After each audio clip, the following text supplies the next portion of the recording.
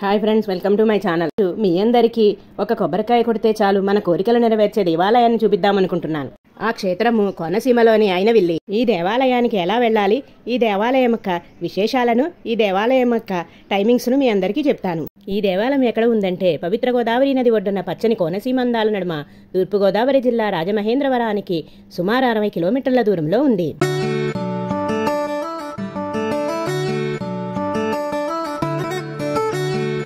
అమలాపురానికి 12 కిలోమీటర్ల దూరంలో ఉంది. ఈ అయినవిల్లిలో వెలిసిన గణనాథుడు స్వయంభూ వినాయకుడు. ఈయన ఏకదంతుడు సిద్ధి వినాయకునిగా వెలిసి భక్తజనాన్ని అనుగ్రహిస్తున్నాడు. ఇక్కడ అన్నప్రసాద హాలు ఉంది చూడండి. హాలు చుట్టూ శ్రీముఖ గణపతి, కాశీ అన్నపూర్ణ మాత సమేత విశ్వనాథుని విగ్రహాలు,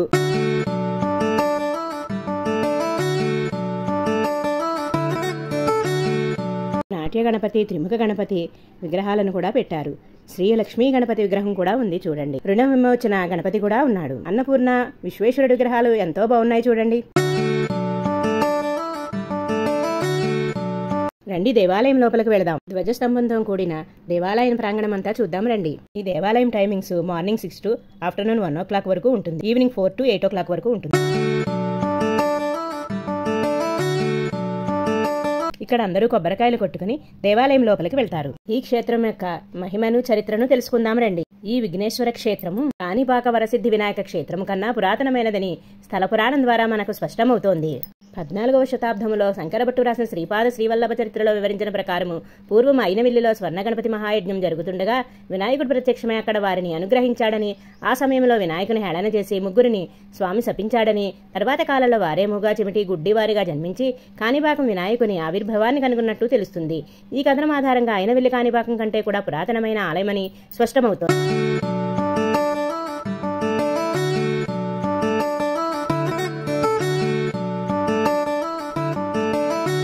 ఈ దేవాలయంలో అభిషేకాలు, తులాభారము, అక్షరాభ్యాసము, నామకరణము కార్యక్రమాలు జరుగుతాయి. ఇక్కడ ఉన్న ఈ మండపములో ఈ కార్యక్రమాలు జరుగుతాయి. దక్షిణాభిముఖముగా గణపతి. సాధారణంగా దేవాలయాలు తూర్పుముఖంగా ఉంటే అయినవిల్లిలో మాత్రం వినాయకుడు దక్షిణాభిముఖంగా కొలువై ఉంటాడు.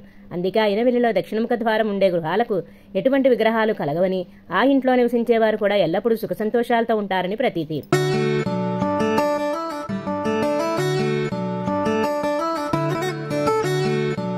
అభిషేకాలు, హోమాలు, అక్షరాభ్యాసాలు చేసుకునే వారికి ఇక్కడ నుంచి దర్శనం ఉంటుంది. అయినవిల్లలో గణపతితో పాటు శ్రీదేవి భూదేవి సమేతుడైన కేశవస్వామి శివుడు, శ్రీ అన్నపూర్ణాదేవి, శ్రీ కాళభైరవ స్వామి ఉపాలయాలను కూడా దర్శించుకోవచ్చు.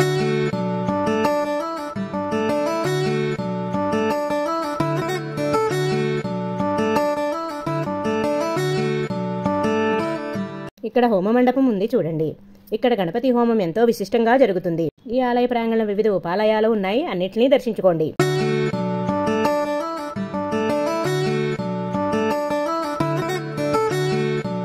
ఇక్కడ సిద్ధి బుద్ధి సమేతంగా వినాయకుడిని ప్రతిష్ఠించారు చూడండి. ఇక్కడ మూషిక వాహనం ఉంది. దీనిపై స్వామివారిని ఊరేగింపు చేస్తారు. దేవాలయ గోపురం మీద దేవతామూర్తుల విగ్రహాలను పెట్టారు చూడండి.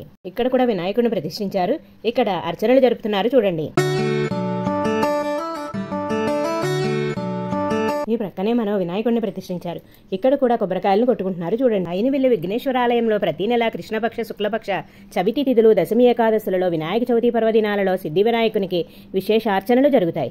ప్రతినిత్యం స్వామివారికి అభిషేకాలు జరుగుతాయి. కొబ్బరికాయలు, పండ్ల రసాలతో అభిషేకాలు నిర్వహించడం ఈ ఆలయ ప్రత్యేకత. ఈ అయినవిల్లిలో ప్రతి సంవత్సరం మార్చి నెలలో వినాయకునికి లక్ష పెన్నెలతో విశేష పూజలు జరుగుతాయి. సప్తనది జలాలతో అభిషేకం చేసిన తర్వాత లక్ష పెన్నెలతో గణనాథునికి పూజ నిర్వహించి ఆ పెన్నెలు పరీక్షలకు హాజరయ్యే విద్యార్థులకు పంచిపెడతారు. విశేషం ఏమిటంటే ఈ పెన్నెలు తీసుకోవడానికి దేశం నలుమూల నుంచి విద్యార్థులు తరలి వస్తారు. ఒక్క కొబ్బరికాయ కొడితే అనుగ్రహించి అయినవిల్లి గణపతిని మనం కూడా దర్శించుకుందాం, తరిద్దాం. జై గణేష్.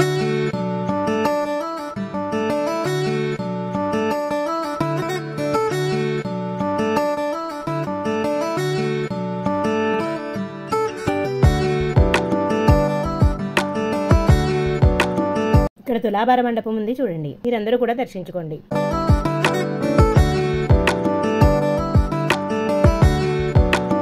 ఏ శుభకార్యమైన శ్రీ స్వామివారి శాశ్వత అన్నప్రసాద పథకం ద్వారా 10,116 చెల్లించండి. మీ ఆనందాన్ని తోటివారితో పంచుకోండి. స్వామివారి అనుగ్రహాన్ని పొందండి. ప్రతినిత్యము స్వామివారికి శైవాగమనం ప్రకారం కొబ్బరికాయలు, పండ్ల రసాలతో అభిషేకాలు నిర్వహించడం ఈ ఆలయ ప్రత్యేకత. భక్తులు ఒకసారి ఇక్కడికి వచ్చి తమ కోరికను స్వామివారికి విన్నవించి కోరికలు తీరిన వెంటనే వచ్చి మొక్కుబడులు తీర్చుకుంటూ ఉంటారు.